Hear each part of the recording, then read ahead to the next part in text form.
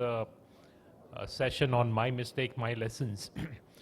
We have a endowment lecture, Dr. Gullapalli and Rao endowment lecture by Dr. M. Srinivasan, very eminent ophthalmologist. I think he championed the corneal ulcer and keratoplasty movement in the country. So I'd like to request Dr. M. Srinivasan to give his talk, Corneal Blindness and Eye Banking in India, for 10 minutes. Excuse me? That's it. Timer for 10 minutes, please.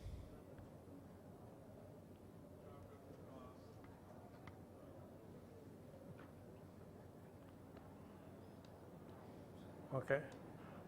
The respected chairman and director of instruction course of this session, this Gullapalli and Rao endowment lecture, this 5 endowment lectures introduced first time by AIOS this year. Although it doesn't fit into this program what you are going to have, but you have been told to talk for 10 minutes about his. So good vision is a basic human right and sight is our most powerful sense.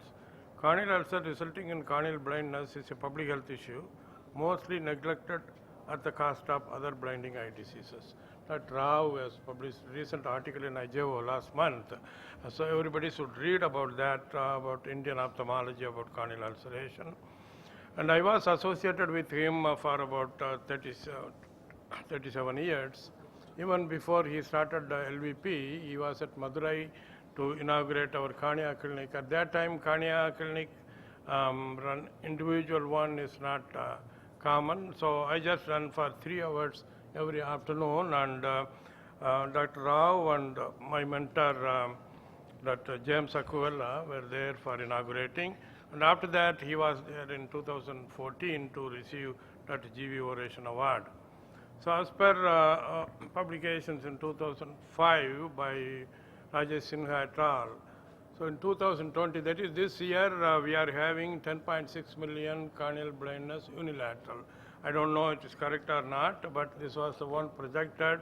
And also other international people interested in prevention of corneal ulcer and prevention of corneal blindness, also they have recently published it is increasing.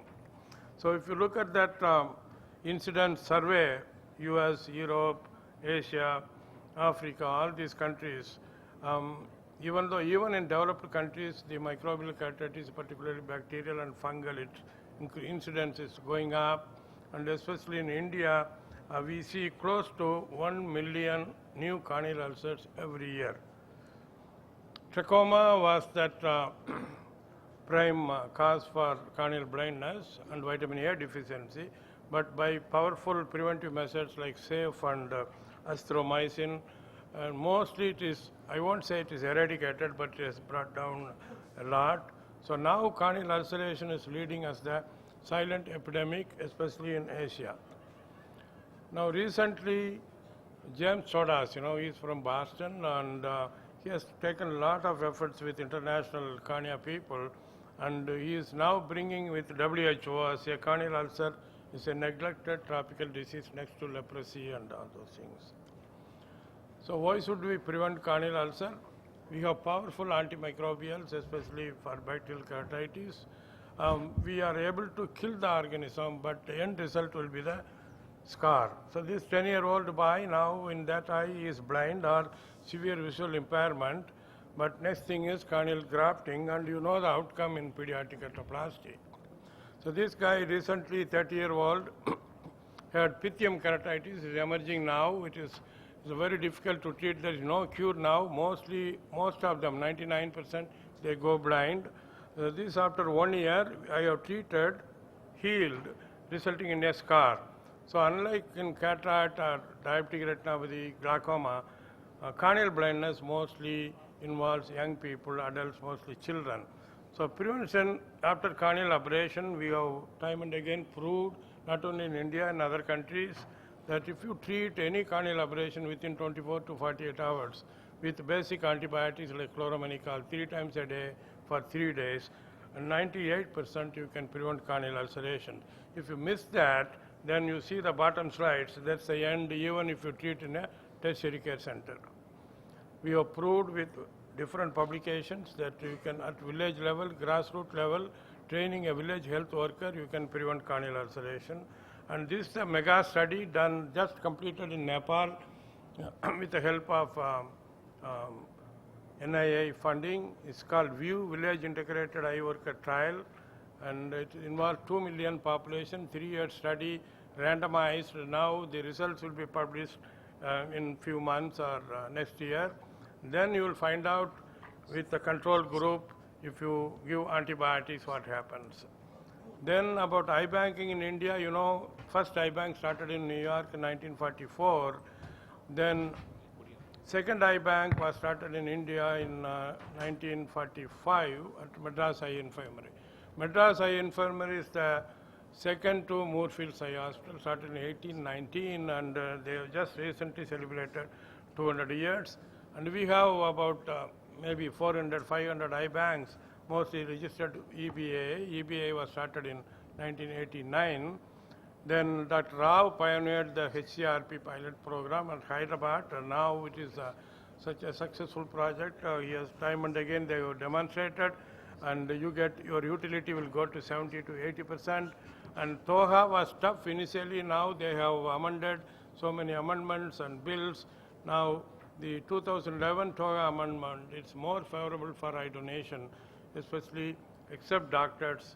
Previously we can't do an excision. Now all mostly ophthalmic personnel, nurses, they are permitted to excise the cornea, and again they have introduced recovery request law.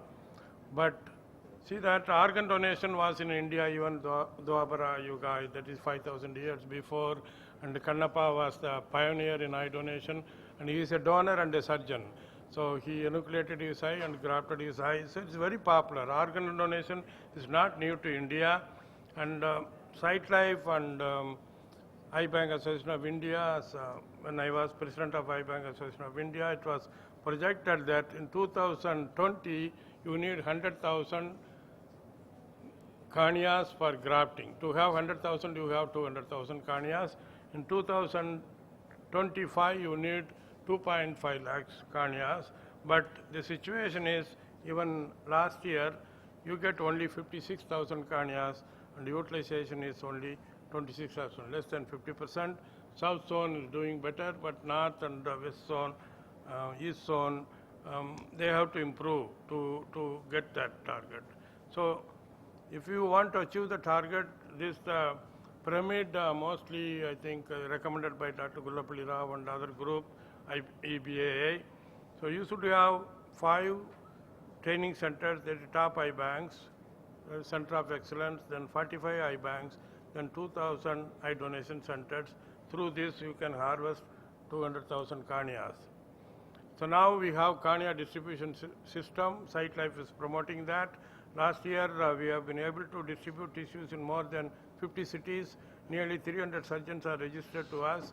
So EBA and SightLife India is facilitating CDS. If any corneal surgeon you want a cornea, if you contact them, they will supply the tissue. And the Ministry of Health is more favorable. They are helping a lot. And registry for corneal transplantation is the requirement for the time. And there is no problem with Government of India running an eye bank now.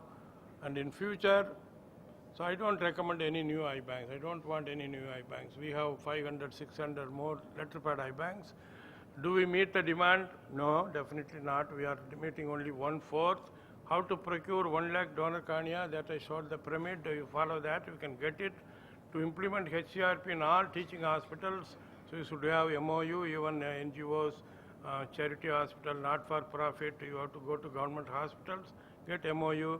And now the demand for pre-cut tissue is increasing, and India also we are making now, we are supplying. There is a future. It's just like intraocular lens. Even cataract surgeon will get the tissue, pre-cut tissue, and he can tackle his own phakic or pseudophakic bullous catavati. And tax exemption for storage media. Now for Carnisol produced by RO Lab, we are giving about, what is that, 20% tax A lot of money goes for the tax. We are working on that, and the AIOS can work on that. And bioengineered cornea, it has come now. It's not a theory or something. It is there in all the eye banks, most of the eye banks. Then gamma irradiated corneas. So these are the future of eye bankings. Then corneal blindness, you can prevent eye banking. Still, you need that. Till you achieve the target, I request all these people involved in prevention of corneal blindness to increase eye donation and train more cornea people. My sincere thanks and deep regards to chairman and members of scientific committee AIOS and also the instructors of this program. Thank you very much. Thank you, sir. Thanks for the talk. We would start off with the session. My mistake, my teachers. Basically, the whole concept of this session, we have 6 talks ranging from 8 to 9 minutes and maybe 1 or 2 questions. The whole idea of this talk is to bring in a lot of mistakes you have created during your treating a patient. It need not be just surgical. And what did we learn and how did we overcome this? Start off with the first talk, poor cataract outcome. Can macula be the problem? Dr. Tirumlesh he's graduated from AIIMS and he's presently working in Bangalore and he's doing great work on retina, and he works, his special area of interest is artificial intelligence. Dr. Tirumlesh. Thank you, sir, for the introduction. Good afternoon, everybody. So, majority of the, in current era where cataract surgery is very demanding with reference to the outcome and patients want a full visual acuity, we should be, taking more care on examining the macula to see if there are any pre-existing problems.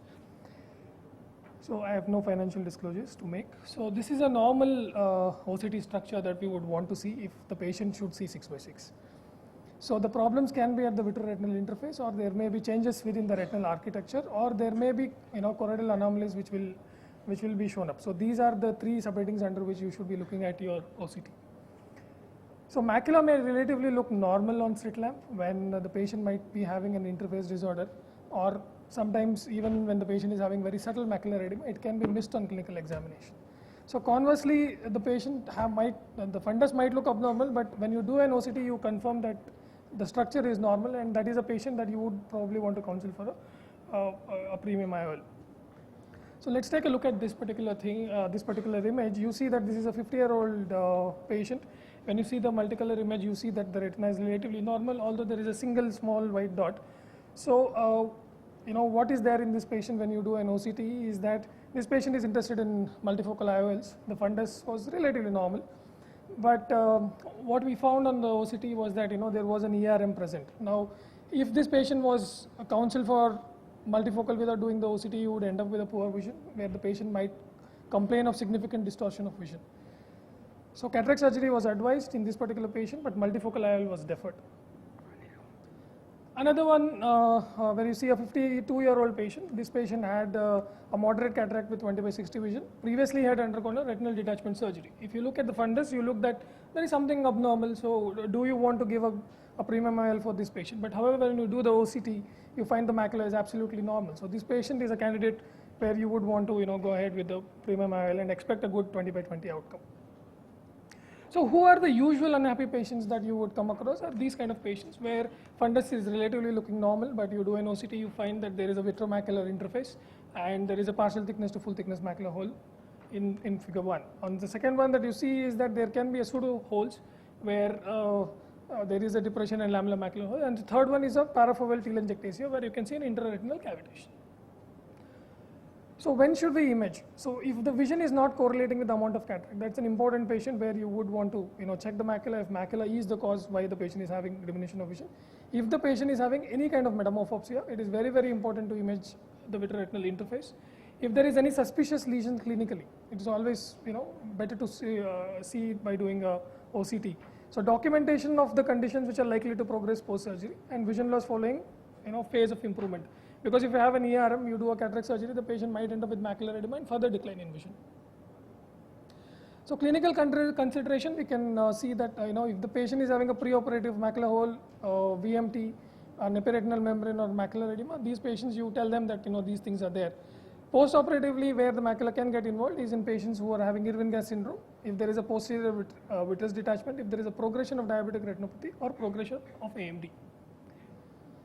So on this particular picture on the top, you might feel through the hazy media that the fundus is absolutely normal, but macular holes can be missed often like this. So a stage 4 macular hole will definitely affect the quality of vision. If the cataract surgery had been done, you might be having a patient who is complaining of central scotoma. A combined surgery should be planned, and OCT really helps us in taking that decision. Now, a patient like this where fundus might often appear normal, majority of the times it is missed, and you would find that there might be a VMT. So if surgery is done, there might be a progression of PVD and appearance of a stage 4. So it is better to counsel these kind of patients for combined surgery. So it cannot be more emphasized why this slide is coming again and again is because VMT is the most commonly missed macular pathology which can progress to macular holes, and also the patient is very, very unhappy. Second one is clinically subtle ERMs. When you see a patient who is having an ERM and the surgery is taken up, there might be post-surgical inflammation which will add on to this, and the patient might come back with further drop in vision. So we also know that there are alternative pathways which are at work when it comes to macular edema. So cytokines play a very important role both in DME, also otherwise. And if your patient is having any of these kind of macular pathologies, it is always better to inform the patient first that you might have some amount of improvement of vision, but it can drop in the coming days. Irwin-Gass syndrome is another post-op condition where the patient might have been normal. So these are patients who are having diabetes, who might have subtle preretinal barrier breakdown. Once you do the cataract surgery, they end up with a gross cystoid macular edema like this.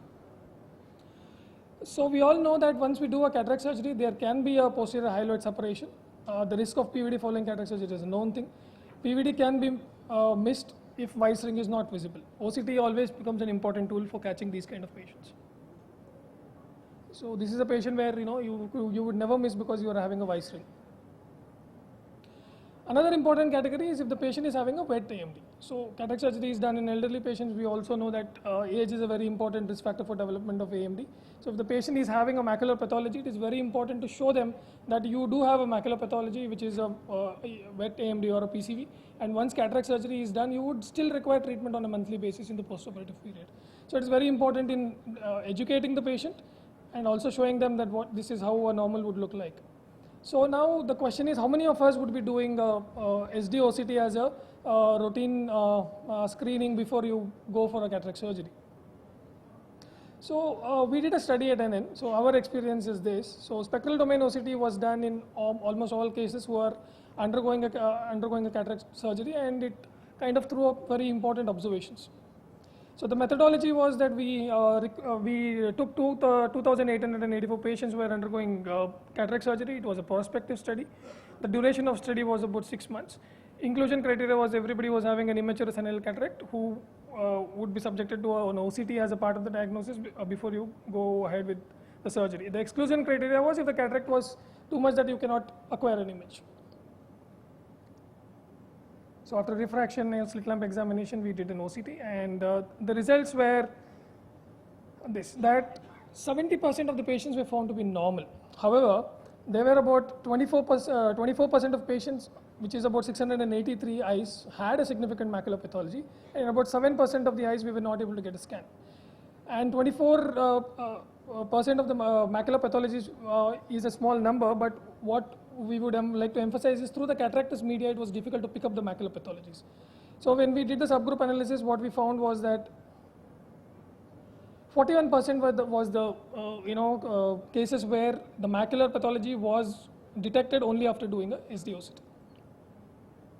So different macular pathology groups that we detected was about 35% was AMD, 31.65 was ERM, VMT was the next commonest pathology we found on the macula. So of the OCT pathologies, ERM with foveal contour alteration was found in 6.33%, cystoid macular edema in 2.4%, and VMT with foveal traction in about 3% patients. So 11% patient had macular pathologies that needed a change in treatment plan. So if you find these, you would want to counsel the patient for a combined surgery rather than cataract surgery alone. So there are other studies where similar SDOCT was done before any routine cataract surgery, and they also found similar results where 30% patients had abnormal finding on the OCT, which they were notified and hence taken up for either a combined management or explained previously that they would require for the treatment. So another study from China relatively shows about 25% of macular pathologies. So updated results as of May 2019 is that out of the 14,000 patients that were screened, 3,428 patients, which amounts to about 25% of the patients, had macular pathologies. The treatment were altered in about 1.84, but considering the outcomes that the patient is expecting, is a very significant number. So preoperative OCT helps in predicting visual prognosis. It helps in counseling and educating the patient about the condition, and it also helps both the patient and doctor to be informed and hence have a good doctor-patient relationship in the postoperative period. Thank you. So these are the indications we would definitely advise an OCT before going for cataract surgery. Thank you. Any questions for Dr. Tirumalesh? Dr. Shruti will get ready with her presentations.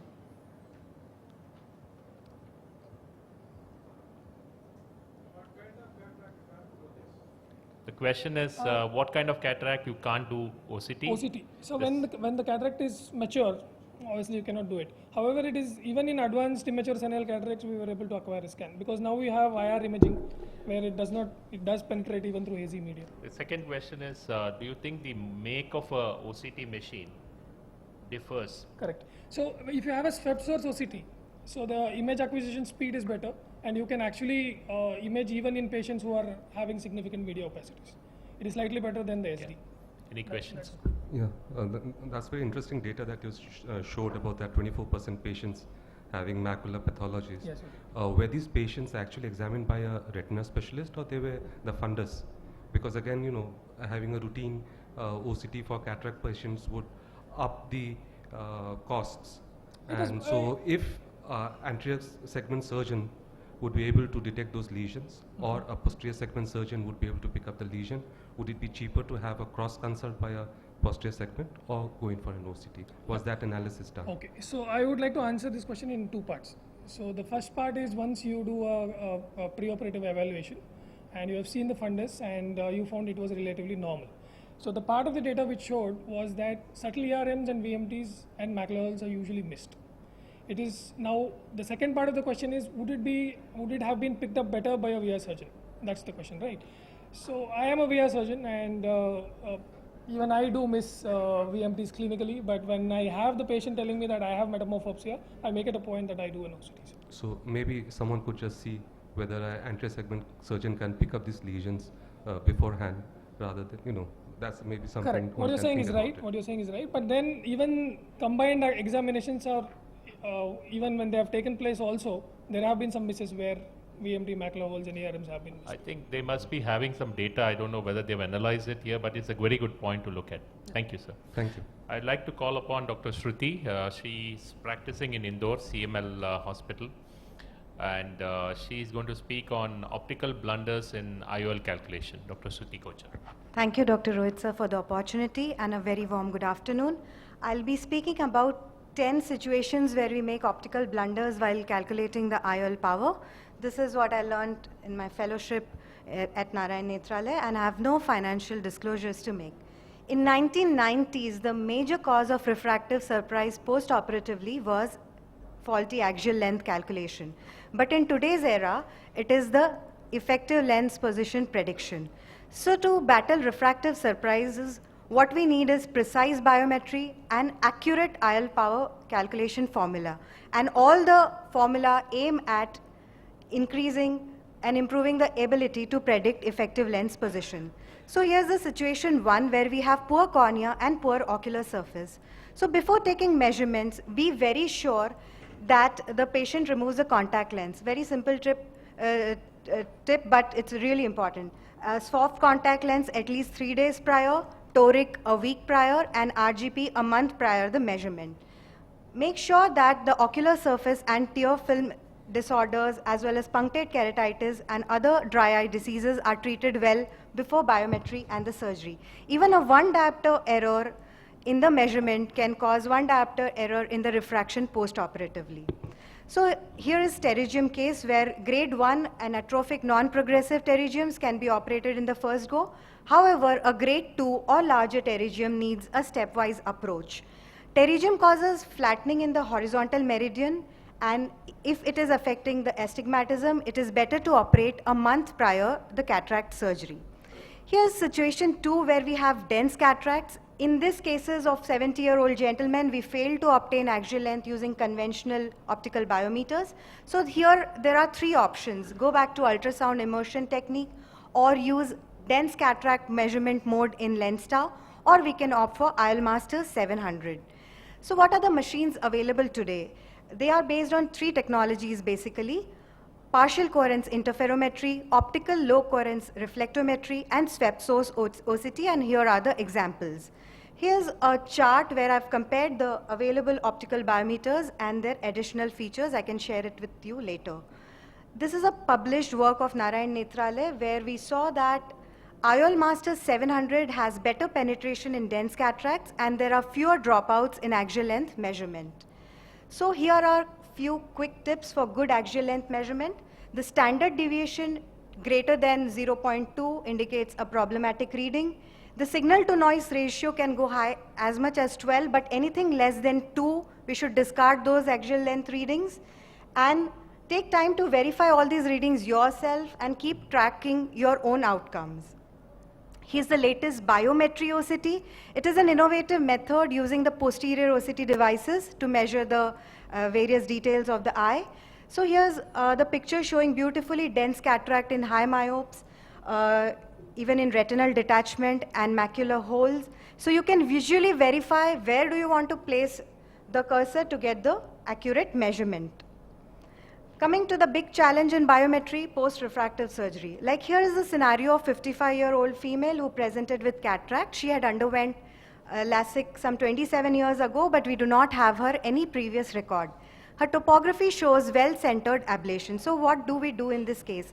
In post-refractive cases, the ratio between anterior and posterior is disturbed. So optical biometry is not very good in such cases. We can go to ASCRS online calculator, use 65% mean keratometry with 0 to 4 mm zonal equivalent keratometry value from the topographer and calculate IOL power.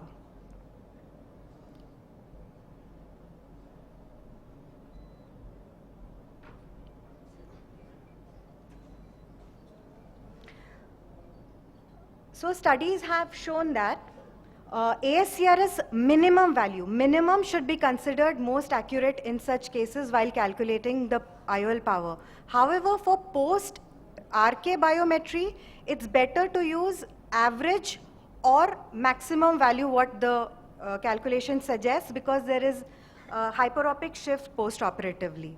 Coming to posterior corneal astigmatism.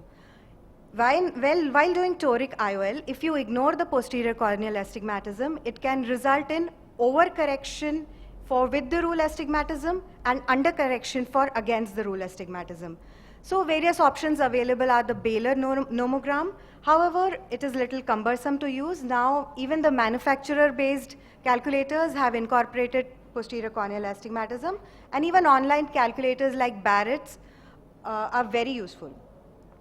Coming to situation 4, where we have corneal ectatic disorders. So how should we go about such cases of keratoconus, pellucid marginal degeneration, post-LASIK ectasia, and decentered ablation? Be very careful in reading topography in such cases. Always make sure that where the cone is located, is it central or is it peripheral, or is it the bisecting cone where it comes in the visual axis? Such cases are really tricky. What is very useful in such cases is Pentachem Holiday EKR report. It is helpful in deciding when to implant toric IOL. If the decentered profile is stable and it's not progressive, and if the Holiday EKR shows that the graph is single peak and tall, there is very likely that it has variation in the keratometry in the central 4 mm zone, and in such cases, toric IOL is a good option. So you can see the EKR readings from 1 to 4.5 mm zone does not vary more than 1 diopter. However, if the variation is more than 1 diopter, the graph is flat, Monofocal should only be planned in such cases, and toric IOLs should be avoided. Coming to another situation where we have had previous retinal surgery like silicone-filled eye, or we are planning a combined phaco-vitrectomy, in such cases it's better not to use contact method. Any optical biometer is good in such cases. But when there is a combined silicone oil removal, it is better that we go for newer options like intraoperative retinoscopy. However, the results are little limited in such cases. So coming to most important question, for routine hyperopia, high hyperopes and high myopes, what do we do? So there is new classification of formula where regression analysis like SARK and SRK2 are a little outdated. We have new versions formula like 2 variable, 3 variable, 5 variable. The 5 variable is Barrett Universal 2, which is very good. And the 7 variable, even Holiday 2, is good for all kind of axial lengths. Newer formulas are artificial intelligence based like Hill RBF, Clark Neural Network, and we have latest ray tracing formula, the Oculix and the phaco-optics. All of these ray tracing, artificial intelligence hold good for all kind of axial lengths. Coming to irregular cornea. So this is a work published by Narayan Nethralaya where we plan to regularize the corneal surface before cataract surgery using topo-guided customized ablation. It stabilizes the post-op topography, and after regularizing the surface, the IOL implantation is performed and the results are pretty good.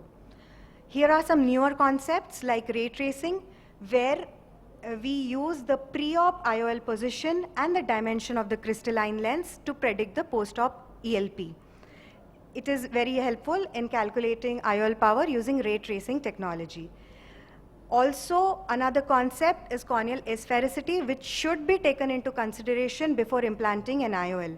More prolate, that is more negative the Q value, there will be a negative prediction error while calculating the IOL. So there will be a myopic post-op refraction if you operate such cases with high corneal asphericity. And last, the most talked about topic, the intraoperative biometry. The available options are the Optiwave refractive analysis system, the ORA, and the other options are Holos and Aston Abrometer. It gives us the opportunity to double check the preoperative findings, but again, it is an expensive tool. Intraoperative changes like vitreous hydration are not taken into account, and even the corneal shape can get distorted once we put the speculum. So the effective IOL position prediction is little tricky in such cases, and the number of unsuccessful scans are little high.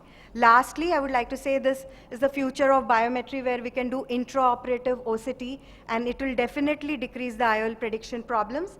But this technology is again demanding, and it is little manual, not very automated. And other problems, as I said, are vitreous hydration, and iris capsule contact needs to be separated in such cases. In the end, I would like to conclude by saying that with modern measurement techniques and better formulae, hopefully in future we'll improve the prediction and achieve better ELP and axial length as well as the keratometry. Thank you so much. Next we have Any questions for Dr. Shruti, or any comments on this?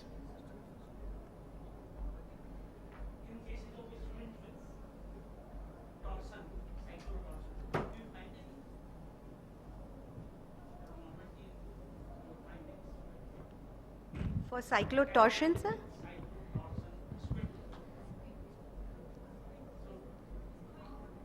Squint.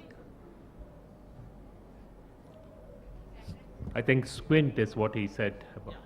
So few cases of squint, if you don't take care, then there are chances of miscalculation of IOL that you have not mentioned. Right, sir. So It can definitely be a source of error. yeah, Yes. and especially in cases of where the cyclotorsion is there, either inferior oblique or superior oblique is So involved. preoperative marking as well as on-table marking in such cases can be helpful. Yeah, so one have to be cautious, especially while asking patient to see at particular point, because of that fixation is not that proper. So please, Yes, that sir. has to be. Thank you, sir, for the advice. And next speaker in what I see, we have Dr. Rohit Shetty. He talks about glare and refractive surgery, what it is to the past. Thank you, Anant. Uh, my talk is on glare and refractive surgery. It's not only glare and refractive surgery, you can include glare after multifocal also, because the theme is going to be more or less same. These are my financial interests. Sure that it's not going to come in the way of my talk today. So let me just start with 2 or 3 cases. I'm not going to go to the complete case. I'm just going to give just the one slide of the case. I'm going to discuss about it later. But these were the mistakes which done by me, where I was not able to understand at that point of time. This was a 26-year-old male, underwent LASIK surgery 2010, complaints of dry eye, lots of glare, and he's been using lubricants, lost his job. And in his dry eye questionnaire, what strikes is this: I lost my job, I cannot work on computers. The first thing at that point of time, I'm talking about 2011-12 time. So what we did was, that was a time when we just got the myopography. So we did the myopography, you see a dropout, you find the diagnosis, that's how the mind thinks. And you start treating him. And he never got better. He still has problem and still continues to have problem, until recently when I learned from the mistakes, which I'm going to tell in the second part of the study, second part of my talk.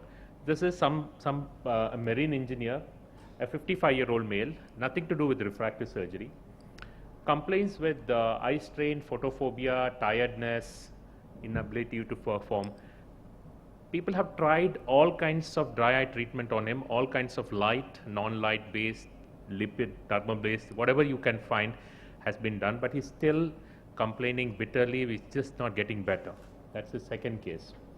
The third case, a lady who underwent LASIK for a small power, comes back with scarring, with this amount of hyperopic shift, terrible glare, and just inability to focus. These 3 cases are kind of prototype cases which we get in our practice, where the diagnosis is already made in our mind. The first case, the scar is the diagnosis. The problem has to be treating the scar. The second case, dryness is the diagnosis. You treat the diagnosis. The third case, first case, the meibomian gland is the diagnosis, so you treat the meibomian glands. All the 3 are wrong. And that is where we learn from mistakes, because it's very obvious. The problem with these cases are everything is very obvious. That's when we face the problem. And that's sometimes we have to think out of box. And this whole out of box is all about failing miserably from the mistakes of these patients. So refractive surgery, I don't need to go into this, terribly demanding. Professor Srinivasan, I was very young at that point of time, and I used to attend his talks on the Xioptics, and he used to always say that you can do 100 corneal surgeries and be very satisfied, but it's very difficult to make one refractive patient very happy. I'm talking about early 2000, 2 or 3. So the same thing happens even today. It's getting worse. So what do we do next?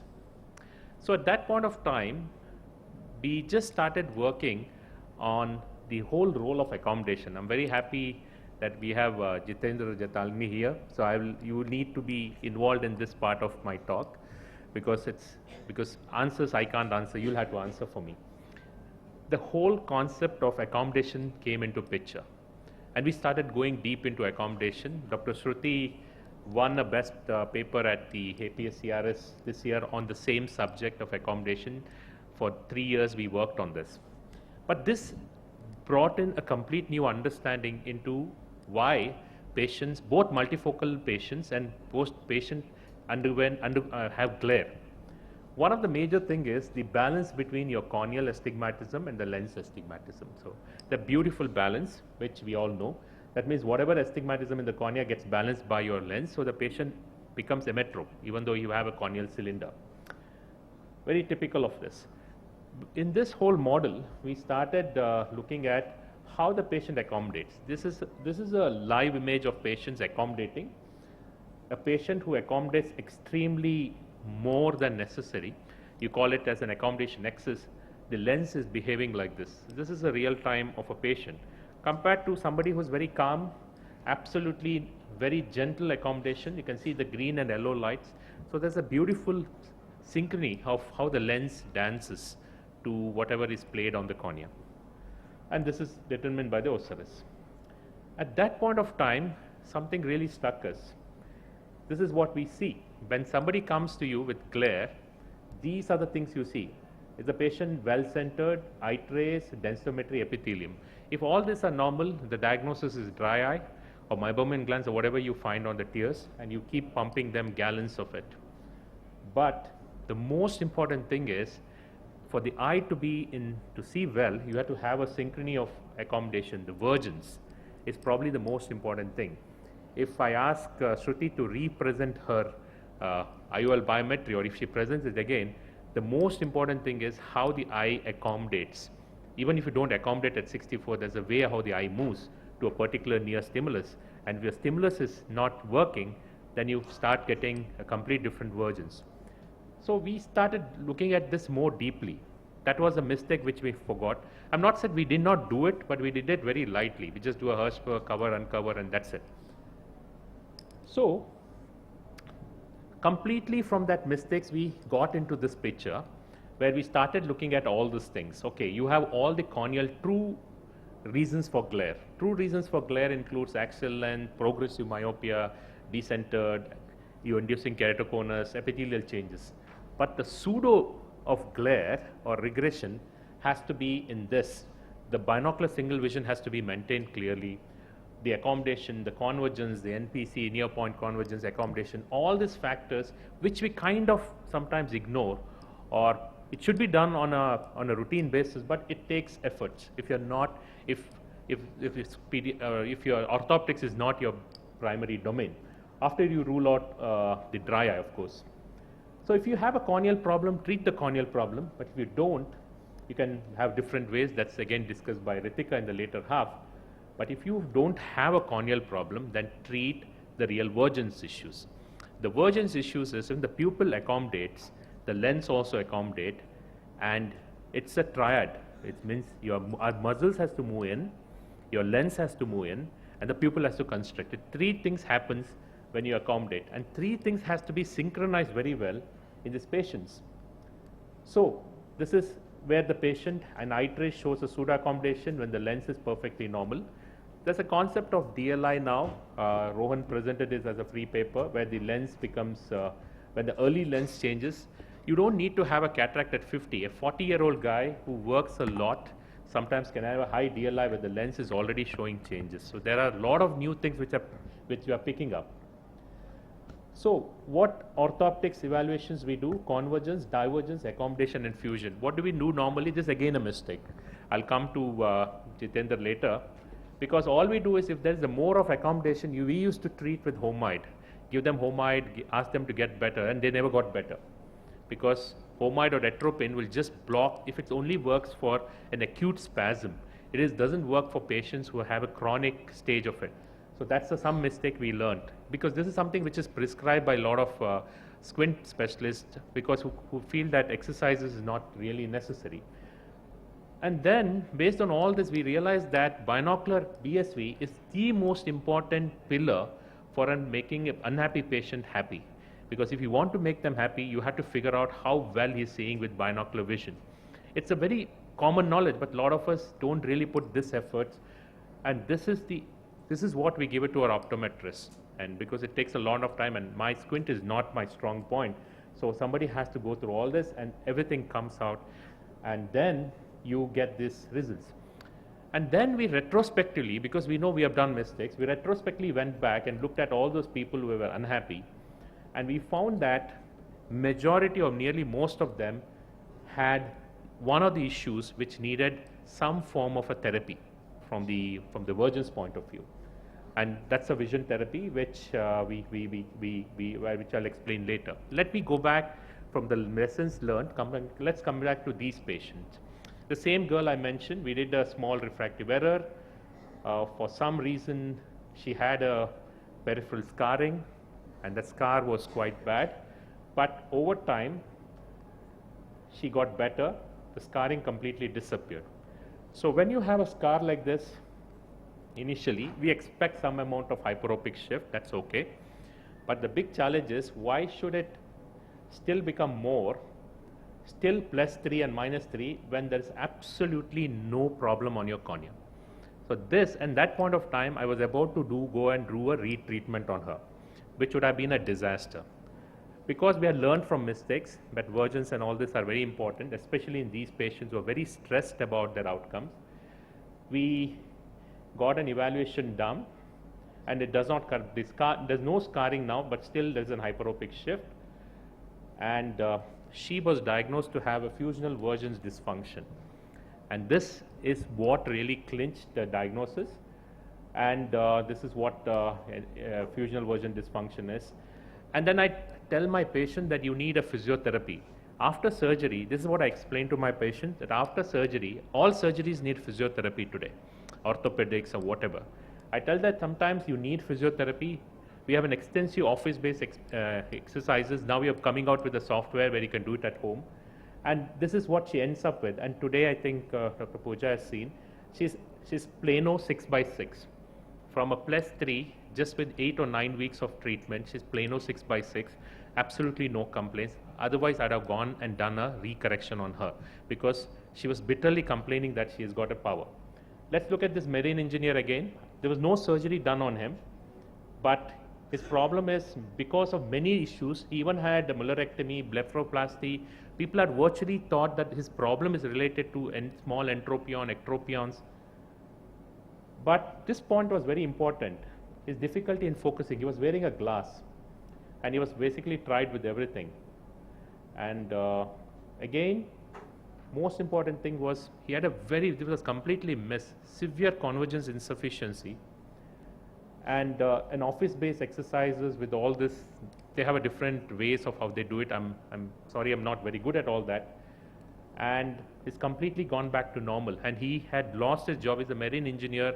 If you don't have a proper vision focus, you can't be working. So he's gone back again to work, and happy that he's very happy.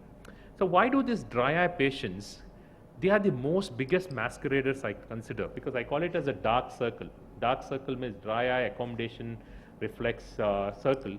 What happens is when your tear film breaks up, this is your tear film, when it breaks up, the pupil actually starts trying to make an effort to make you to see better. This is what happens. This is a machine which tells us how you see when your tear film is breaking up. That means when the tear film is green, that means it's perfect. When it's actually breaking up, your eye starts to accommodate more than necessary. So a lot of dry eye patients actually have a problem with convergence or accommodation because they are all the time trying to find that sweet spot where they're able to focus. And this is one of the biggest challenges what we see in our practice, because they go into an accommodative spasm. So dry eye patients, the most important lesson I learned is not just treat the dry eye, also try to see if they have any vergence issues. And this is the problem with that patients. 99% of dry eye patients complain of glare not because the tear film is abnormal, it's because the lens are just not working well. The patient has gone into a spasm.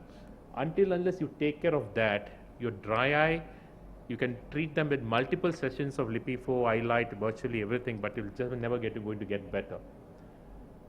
So finally, this is the take-home point. Work whenever you see that it doesn't fit into a normal pattern, or even if it fits, the mistake I learned is let accommodative vergence be a part of your screening for every patient who is unhappy, or you can even take it as a part of your protocol. And the reason, the hidden reason, and no reason. Most of the no reasons who have a lot of accommodative issues could be related to personality. That's the complete new topic altogether. And malingering we do get, but most of them fall into these two factors. Thank you. Call upon my next speaker till she gets ready. Anybody any questions or any doubts? Yes. Sir, when you treat this patient, how the cylindrical error goes off? Because of accommodation, it should be only the spherical shift. Yeah, that's a mistake which we've been told, that accommodation is only spherical. If you really look at the way the lens accommodate, that means if you have just a -3 diopters corneal cylinder, the patient accepts no glasses because the lens is accommodating to him very beautifully. So the lens can also accommodate. Jitendra, any questions on this or any suggestions? Your husband can answer this. She had, for no reason, she had a haze, but that's a very insignificant haze. Initially, we thought that haze which was there is the main factor for the hyperopic shift, even though it was not in the pupil center. But the hyperopia, the scar disappeared, but she still had a +3 and -3 cylinders. That is what made us to think that is not related to the scar, but it may be related to something else.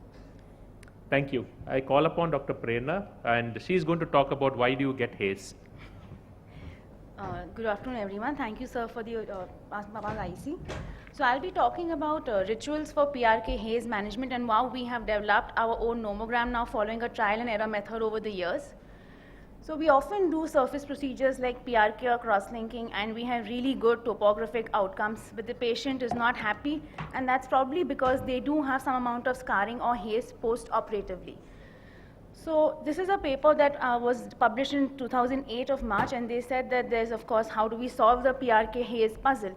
And this is something published last year, and we are yet talking about how to deal with haze and how can we manage it and treat it better. So even though more than 10 years have elapsed, we haven't found the solutions to managing haze after PRK. So this brought us to the following questions in our mind, that can we evaluate potential risk factors for patients pre-operative developing post-operative haze? Can we develop some kind of scoring system to quantify the risk pre-operatively? And also, can we do any management to mitigate the risk of haze? So we divided our study into 2 arms. In the first arm, we took 250 PRK patients who had already undergone PRK and had developed haze post-operatively. Those who had significant haze, we evaluated for risk factors pre-operatively. And in the second part of our trial, we took 160 PRK patients. We sort of mitigated the risk factors, and only then did we operate. This is what we like to call our perfect haze rituals. And we then saw how the outcomes changed from arm 1 to arm 2. Right, so the incidence of haze on clinical as well as Scheimpflug densitometry in our group was around 8% before we started developing our rituals. And when we went back and started seeing the files of the patient to understand what was different about them from before, we realized these were the patients who had low vitamin D before the procedure was done. They had high OSDR scores, they were contact lens wearers, and they also had an incidence of ocular surface inflammation, allergic eye disease, or meibomian gland dysfunction. Those who had visually significant haze, we actually do store epithelium of all our patients when we do a PRK. So we went back, we retrieved the epithelium from our lab, and we analyzed it.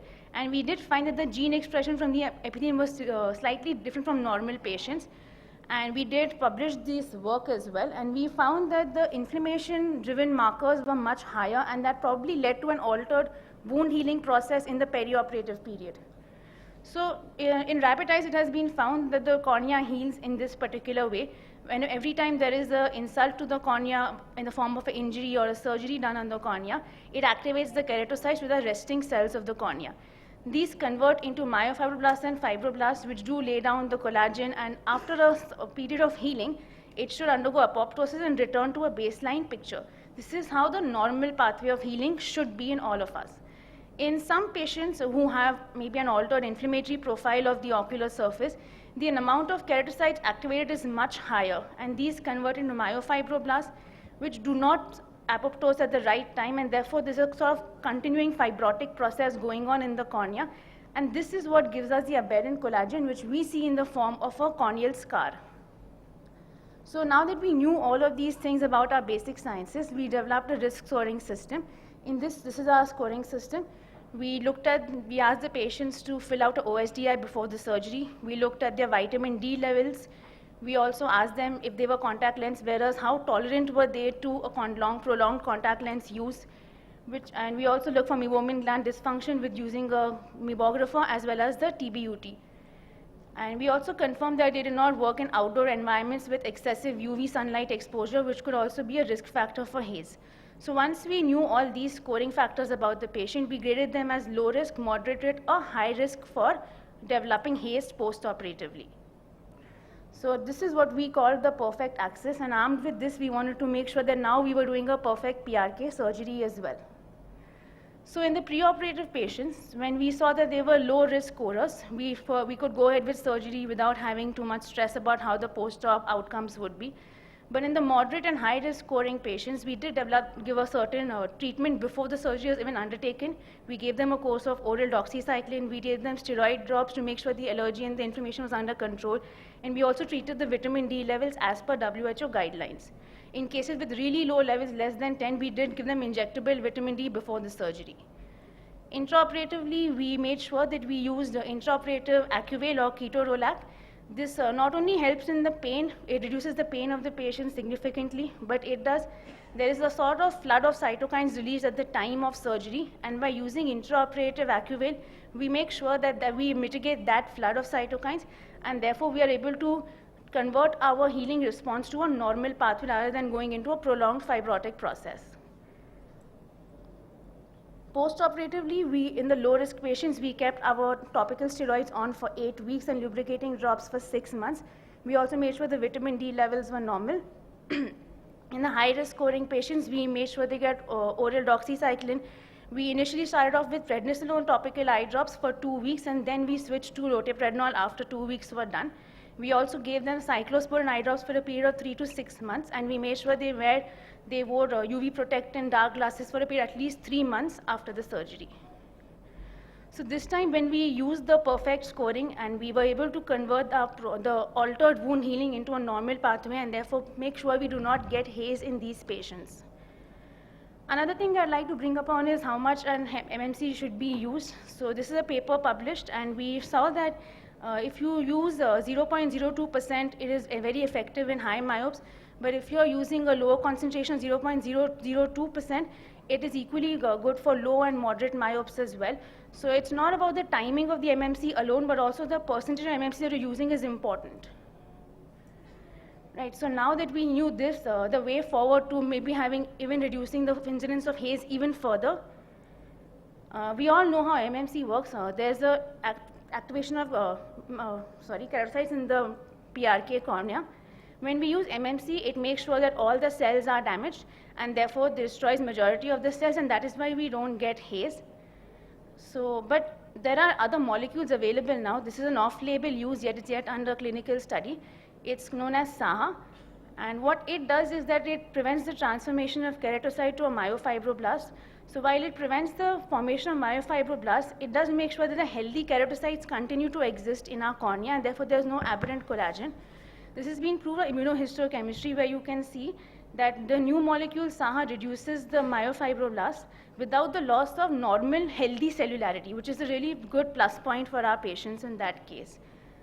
So I just like to end with saying that a ritual is not necessarily a habit, but it also symbolizes an intent and awareness, and you're trying to consciously make an effort to clear something up.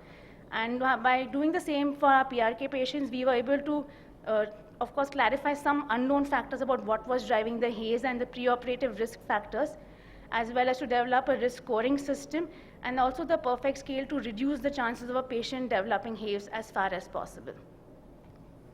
Thank you. Any questions for Dr. Ritika? Prerna, sorry. It's okay. I think the one she mentioned, which has the great potential to give a challenge to mitomycin, is the SAHA drops, because SAHA has absolutely no collateral damage on your cornea. That means today, if you'll be scared to use mitomycin for a longer duration, or you're worried about having complication of thinning, melting, or whatever, SAHA it's shown that on animal studies is absolutely no collateral. That means I'm hopeful that tomorrow when you do a cross-linking and you're worried about your cross-linking haze, or you have a post-op haze, we can't do a mitomycin again. SAHA drops probably would be the future of how you're going to treat haze. The way it works is it modulates not only the cells, it works from a genetic level. That's why it's called an epigenetics modulator. That means it modulates the genes which creating more scarring. So it's an extremely new way of how you manage scarring. Thank you. Any questions for her? Yes, Monica. You can use the mic, please. So you were going to come out with those kits with which we can find out whether the patient is suitable. Now I think there was a free paper which Dr. So one of our fellows presented. She's already shown a kit. I think Ritika is going to show the live of that kit. Okay. In the last slide, it's not a prototype. It's in your. It can come to your clinic this year. Okay, thank you. Ritika, if it's not there, please add it. I would like to call upon Dr. Pooja, who's going to speak on cross-linking outcomes, the unusual cross-linking outcomes, and what lessons we learned from the mistakes which we have done. Because cross-linking is becoming one of the most commonly done refractive procedures. There's a lot of confusion when you do cross-linking. Each one of us have our own versions of what is really happening, and all the versions could be wrong also. So, Dr. Pooja on cross-linking outcomes. I thank AIS and Dr. Rohit sir for giving me this opportunity. At the outset, I have no financial disclosures on whatever I'm going to speak in this talk. So what are the most, whenever we do cross-linking, we know why we do a cross-linking in a progressive keratoconus. But what are our major fears after we have done a cross-linking, and what do we need to explain the patients? That they might have a failure post-cross-linking, there are 7% chances, or the haze or the scar post-cross-linking, which we are going to see. So these are not the dreaded outcomes for the patients, but the doctor as well. So my talk is going to be divided into 4 parts, starting with haze. So there can be 2 outcomes, the good healing response where the keratocytes have remodeled well, so there will be no haze. But if there is an irregular haze, it can be due to a lot of molecular factors, the genetic factors, or it can be because the keratocyte dysfunction is also there. So how will it affect our outcomes? Whenever we do a cross-linking, there is going to be a haze, which we are going to predict, but if we wait and watch for over 6 months to 1 year, the haze is going to reduce. So not only the patient, but the doctor also needs to be patient that, the haze is going to come down, and we need to wait and watch for it. How is it going to affect the outcomes? We have published our work in IJO in 2015, where it has known that if there is haze, the densitometry on the Pentacam or any other machines will be higher. And if it is higher, you might see a pseudo progression post cross-linking. So whenever there is a haze, be very watchful on how you see your scans and how you read your scans. And if there is any progression you see, just wait and watch, keep the patient on a regular follow-up. And once the haze has reduced, you see the outcomes, and definitely it will be better. Can we predict or prevent this haze clinically, preoperatively? Are there any factors? Yes, there are. If the patient is a contact lens wearer, or if patient has any burning sensation, irritation preoperatively, it is or a high ocular surface disease index scoring. It is a sign that yes, the patient has a inflammation preoperatively, so we will treat the local inflammation with steroids. Any systemic immunity disorders like acne or any OCPs or any pediatric disorders or any ocular or systemic allergies, that are also the signs that it will lead to inflammation post-operatively, and it can lead to more haze.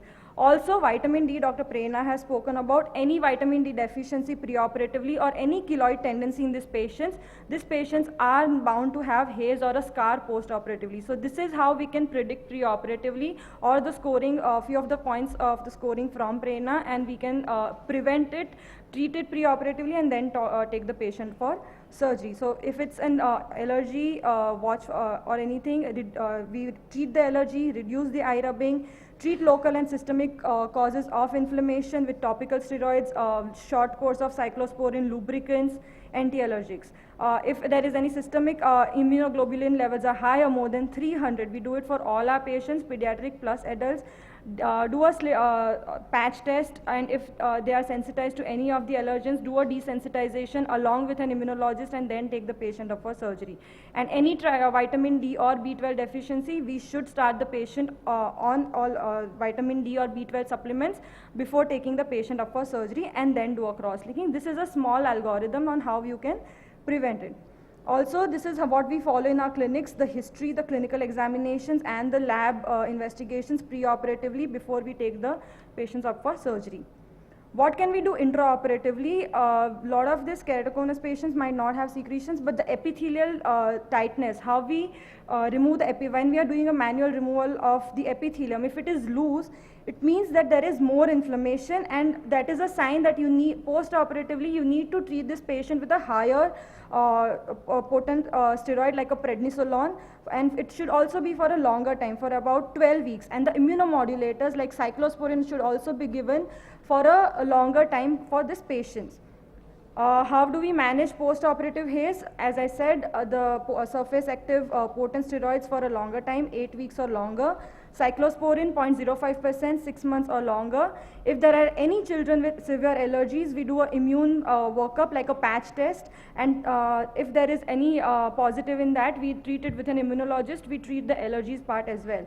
Serum vitamin D level, post-operatively also, the patients are continued according to the WHO guidelines because this will help in reducing both the haze and inflammation. Second thing is post-cross-linking. If there is a progression, there is a known fact that 7% of the patients do have a failure rate post-cross-linking. Why does this happen? If there is any inflammation prior to surgery, we do treat it and then take the patient up for surgery and do a cross-linking.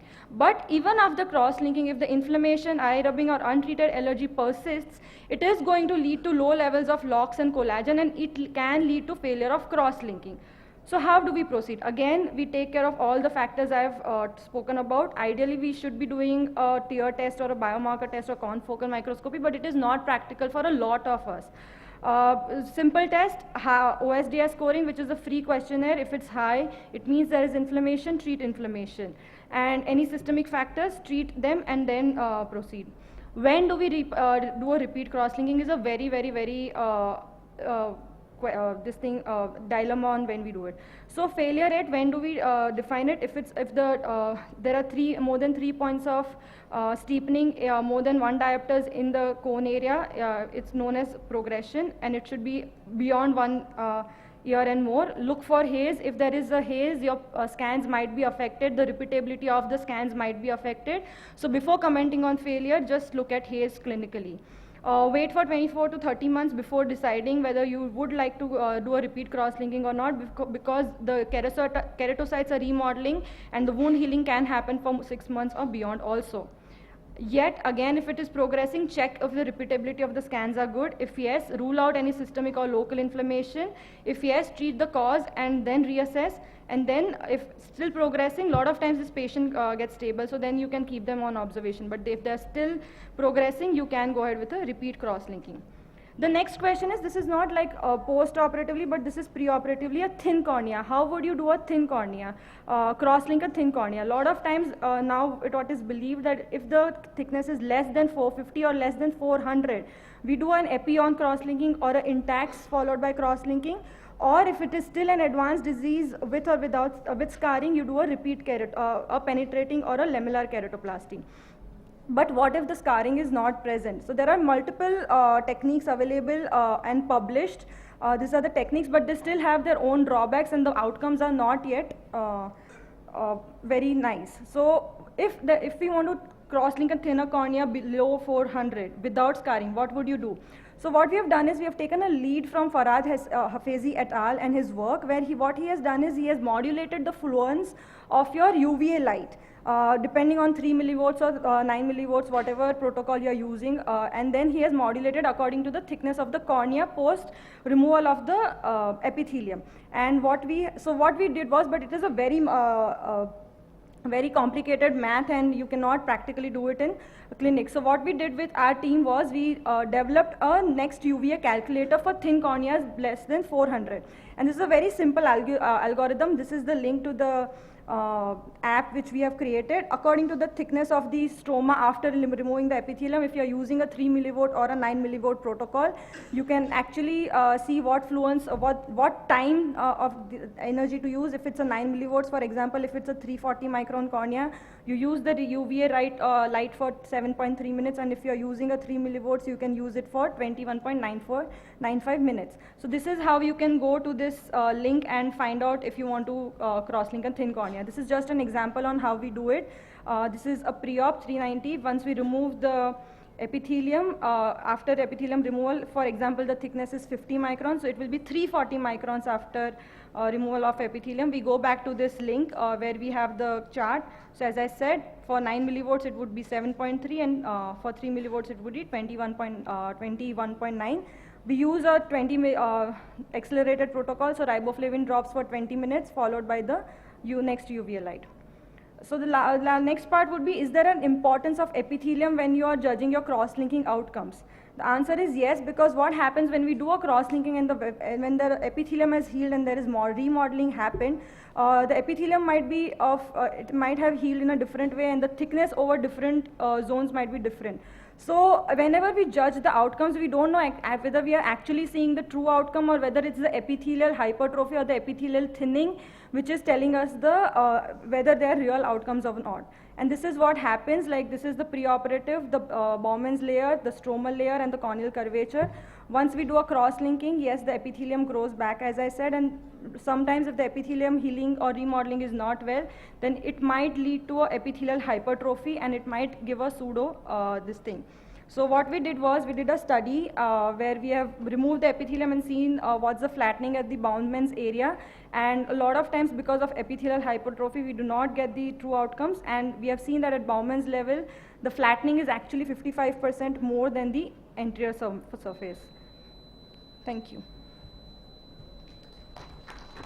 So, to sum up on her talk, what is important here is that when you are actually taking the epithelium during your cross-linking, you have to be very mindful about how your hands are moving, because if it's very loose, that means you're going to end up with a much more tougher outcomes. That means you'll have more haze, more pain, more delayed wound healing. So be very careful, and that's why many times when patients, I'm very keen that I want to know the outcome. I take the epithelium myself and I really document on my file, was the epithelium which got removed came out easily or it was very tight, because tighter the epithelium, the better the outcome of post-operatively, because the healing is very good. You looser the epithelium because there is a lot of collagen there which are completely removed the epithelium off. And I change my steroids. I use a stronger steroid for a longer time if the epithelium has come out loose. That works very well when I was doing a PRK manually also. The second one is stopping contact lens in keratoconus patient is very important, because they also undergo a lot of epithelial changes, because the epithelium is the pillar of how the healing happens. Okay, that's how the whole cornea heals, and it's just not a covering surface. The third is role of IG is very important. We have learned the mistake of high patients on high IG. The chance of failures are very high. And the last one is the importance of UV light in thinner corneas.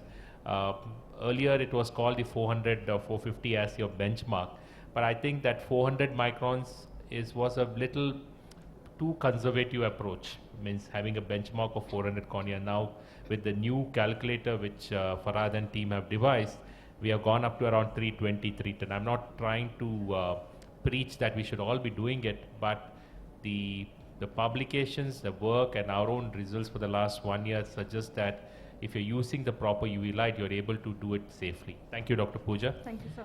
And the last speaker for today is a very interesting talk on trial and tribulations in dry eye management. Palak is not here, so Dr. Ritika is going to speak. She is a cataract, refractive and dry eye specialist in Mumbai. And she's worked a lot on confocal microscopy, and area of interest has been dry eye and refractive surgery. Dr. Ritika. Good afternoon. Thank you for this opportunity. So I'll be talking about the trials and tribulations in dry eye management.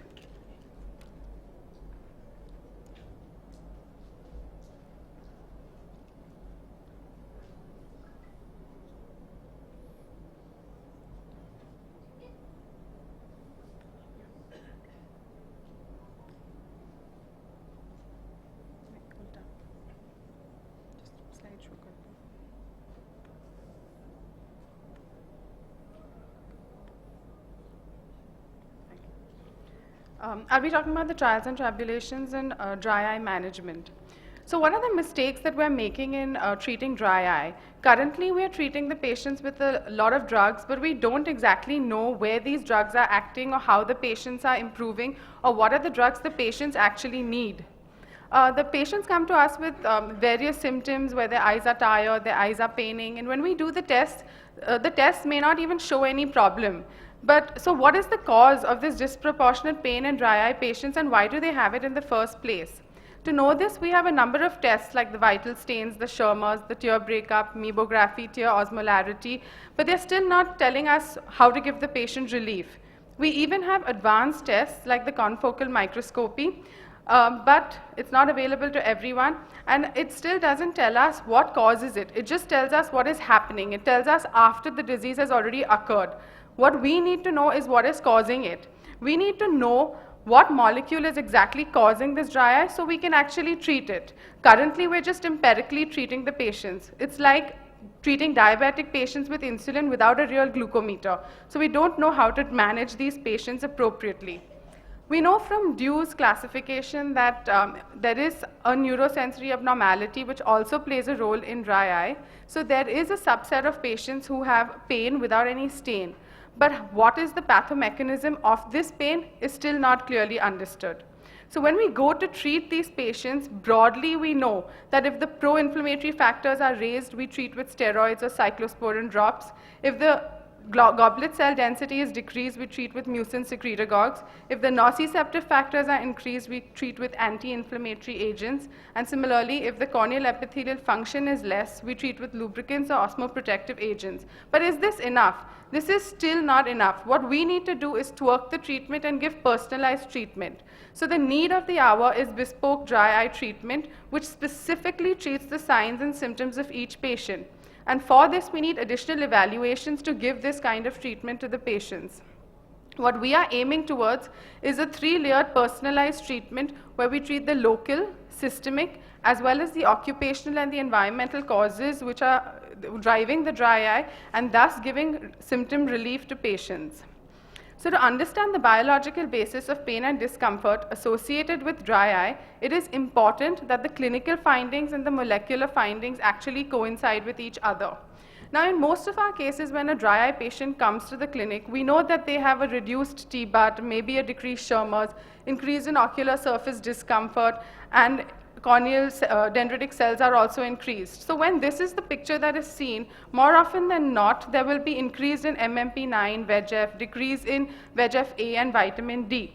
But what is happening in each patient, we still do not know. So we start the patient on anti-inflammatory agents or cyclosporin. So when we do this, in some patients, the cyclosporin may not work. And why is this the case? This is because the mistake we are making is that we assume that all patients of dry eye always have an elevated IL-2, but this may not always be the case. It is only elevated in a subset of dry eye patients like aqueous deficient dry eye patients. So if we give this to patients, it may not always work. We have even published data in which dry eye patients may actually have a decrease in the IL-2. And if we are treating these patients with cyclosporin, they're not going to get the symptom relief.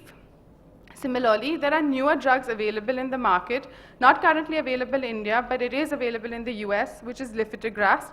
And even doctors complain in the US that this drug is not working like it should. But that is because this drug acts in the binding of ICAM. And if there is less ICAM in the first place, this drug is not going to act. So we need to know what is going on in the eye so that we can actually treat it with the appropriate drug. So what are the other targeted options in the management of dry eye disease?